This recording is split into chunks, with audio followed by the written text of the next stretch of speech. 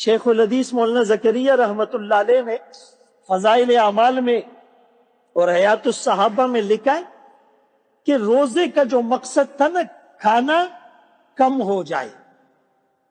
ہم نے ٹائمنگ بدل لی، کھانا تو پہلے سے زیادہ ہو گئے بھائی۔ سحری میں حفظ ما تقدم کہ یار 14 گھنٹے بھوکا رہنا ہے تو اتنا کھایا اور کھاتے ہی رہے، اور اذان سے پہلے تک کھاتے رہے، کہ یعنی جو ہم شاید عام دنوں میں 14 گھنٹے میں اتنا نہیں کھاتے جتنا رمضان میں سحری میں کھا لیتے۔ افطاری تک وہ کھٹی ڈکاریں آتی رہتی، اور پھر افطار میں تلافی مافات کہ یہ جو 14 گھنٹے میں بھوکا رہا ہوں، اب اس کی کسر پوری کرنے کے لیے افطار سے جو شروع ہوتا ہے وہ بس خوراک گئی، اونٹ کیا کھائے گا، پھر اگلی سحری تک نان اسٹاپ افطاری میں اتنا کھانا ہے کہ مغرب کی 2 رکعتیں نکل جائے،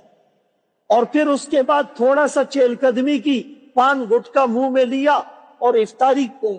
تراویح کسی نے پڑھی کسی نے نہیں۔ اس کے بعد جب جائے تو دسترخوان پوری آب و تاب کے ساتھ، پورے جوبن کے ساتھ لگا ہونا چاہیے۔ آخذ غریبانہ نے منگستڑی بھائی، عورت جو ہے نا وہ رات کو 1-2 بجے سے سحری شروع ہو گئی، اکثر وہ بیچاری خود کچن میں ہوگی، حضرت سے بناستی پر لطف والی اور درز و غرب بھائی شروع ہوں گی۔ اچھا، پھر سحری کے بعد ہم تو سو گئے، عورتوں کی چھٹی نہیں ہے، وہ پھر بچے اسکول جائیں گے، ان کا تو روزہ نہیں ہے، ان کے لیے شروع ہوگی۔ پھر بچے اسکول سے 12 بجے آئیں گے، ان کو کھانا دینا ہے۔ اچھا، 2-3 بجے پھر افطار کا پروگرام شروع ہو گیا، اس کو چاٹ کھانا ہے، اس کو پکوڑے کھانے ہیں، داغ بریانی خواہدا، اس کو قورمہ چاہیے، ایسا ہے یا نہیں؟ پھر افطار میں بڑی مشکلوں سے اس نے برتن دھوئے، وہ رات تراویح کے بعد دسترخوان میں شروع۔ یعنی عورت بیچاری کو تو ہم نے کسی کا کام کا نہیں چھوڑا، اور ہم نے سمجھا ہے ٹھیک ہے اس کو ثواب ملے گا، وہ روزہ دار کی خدمت کر رہی ہے، وہ ددے دا مطلب نہ دے کہ وہ فرض نماز بھی نہ پڑھے۔ یہ ہم لوگوں نے اپنی تشریحات اور اصلاحات ایجاد کر دیے، بس تا تک وہ ثواب ملاوی گی تو زمن غم کرو، تم ہمارا غم کرو۔ حدیث میں آتا ہے سب سے برا برتن جو آدمی بھرتا ہے وہ پیٹ کا برتن ہے، سب سے برا برتن جو آدمی بھرتا ہے وہ پیٹ کا برتن ہے۔ تو اسی لیے رمضان میں ایسی روٹین ہو، میں منع نہیں کر رہا،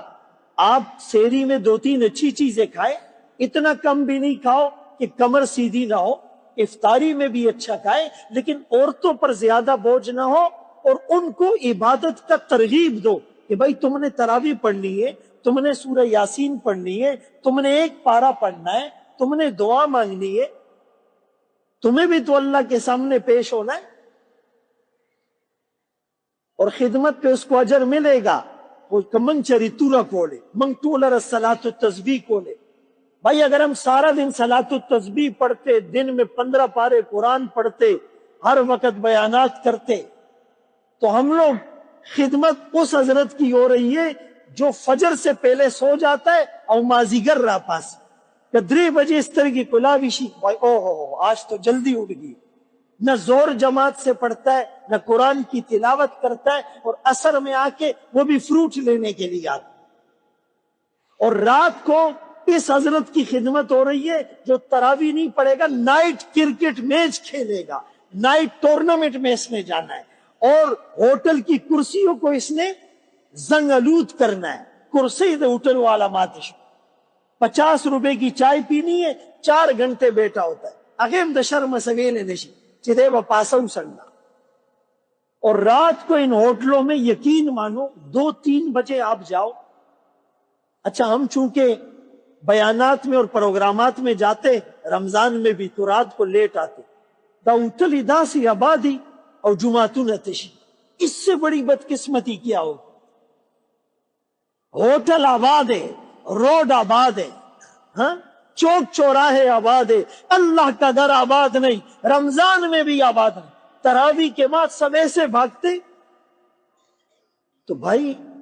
اس رمضان میں کچھ ایسا کر لو کہ یہ ہماری نجات کا ذریعہ بن جائے.